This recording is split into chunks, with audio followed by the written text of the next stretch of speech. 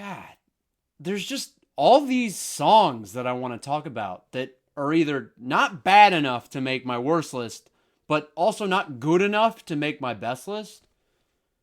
If only I had some series where I just talked about a bunch of songs briefly. Oh, what about Quick Takeout? Don't stay awake for too long, don't go to bed. So we got Deathbed by Powfu featuring Beabadoobee. Are we alright? Or do we need a cup of coffee for our terrible stage names? Waifu has the lyrical prowess and delivery of a graduating undergrad making a song for a blow-off elective. Bad Beabadoobee has the raw talent of an American Tones and I.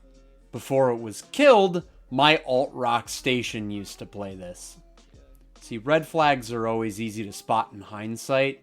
It's never gonna be nobody's love. Nobody's Love is too good to be a hit, but I want you to understand, these are under Maroon 5 standards. This song is not anything better than a 4 out of 10. Let's keep our heads here. Just because this isn't the usual nightmare we've come to expect from Adam, doesn't mean this deserves any accolades. It's a good song if you pretend you've wandered out of a time machine from the era where a car was started like a push mower. By Jove, that is a dandy tune. It isn't special. It's not interesting. It's definitely not revolutionary. What it is defies all expectations. It's a Maroon 5 song that doesn't seek a reaction, and don't expect this again for a while. But they finally made a song that's absolutely fine. It's the same reason it won't be a hit. It's just not bad enough. But I knew you.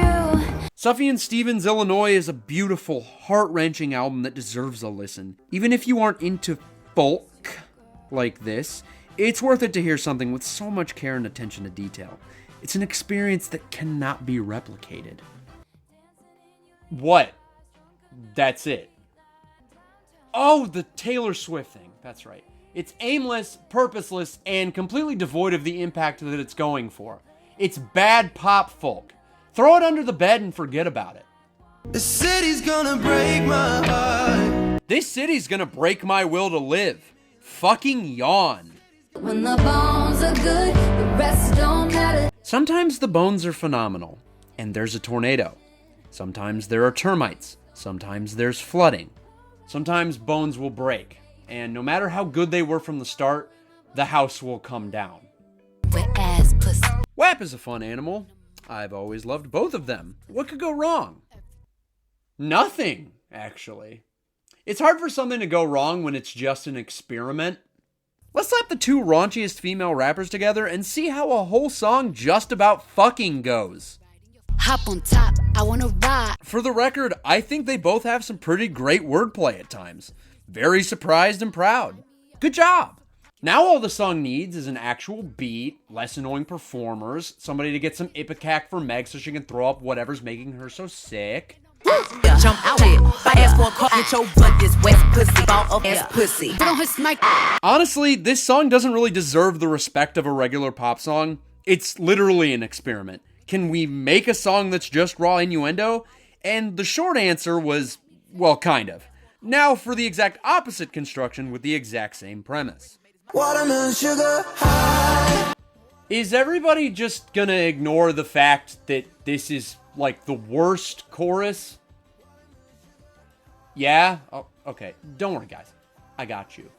Watermelon sugar high times 4 is not an acceptable chorus. Watermelon sugar high. Watermelon sugar. Go ahead and tell me it's a wonderful song. No shit. It's pretty fantastic outside of the 3-word hook that definitely doesn't sound like the last thing Harry had to figure out. Poor song, you don't deserve such half-assery. I think I wanna marry you. It's weird how 2020 Bruno sounds so much like pre-retro Bruno. But if the guy is getting hits, good for him. It's more plausible than being number 85 in January of 2011 and somehow still getting more radio play than a lot of the number ones from this year. That'd be really stupid, radio. I'm really not kidding. This song that did better as a Glee song gets astronomical airplay here. Radio, why do I do this to myself?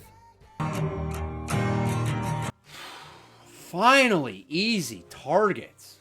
It's about time 2020 gave me something automatically bad. Last night was the last night of my past life. Wait, it's good? Congrats if you put money on the upset, because Vegas had this thing at a 3 out of 10 plus or minus 2. It's not the best thing ever or anything, but it's unexpectedly serviceable. Most importantly, it's Trevor Daniel proving where his actual talent resides. I never let you figure me out. Falling was just a label cash grab. This he's actually working for. He's got some nice power in his voice. He could be great if he keeps working at it. Leave Juice alone. Be you, man. And I'm sorry about thrashing you at the end of the year, kid, but you deserve it. Selena, C-. Quite the improvement.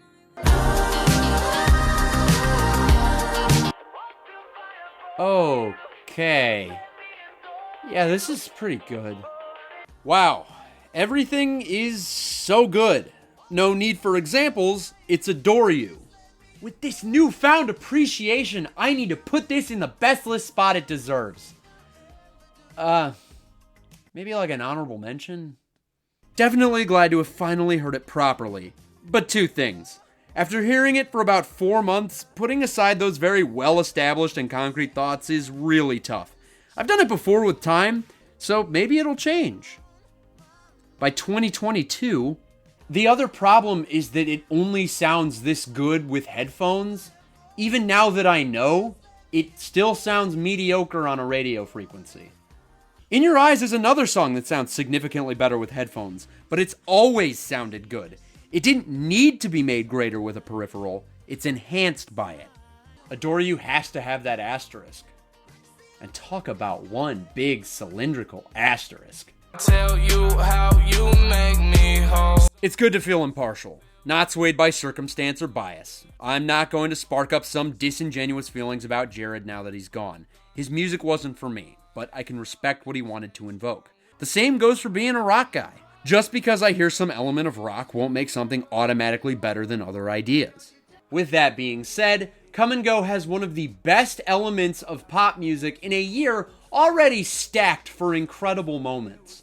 But love don't always come and go. Boy, this checks a box. It would be a real shame if this had to drop out for Marshmello shenanigans. Way to prop something up just to spoil it with your own hubris, you raging egomaniac. Look, if you put him upside down, his little hat works as a trash can. That's all for this month. See ya. Hey, did you know I have a Patreon? Cool, right? Mainly, I'd like to feature my $5 tier, where I make a whole extra video every month. And what's better than that? Nothing? Damn straight, y'all.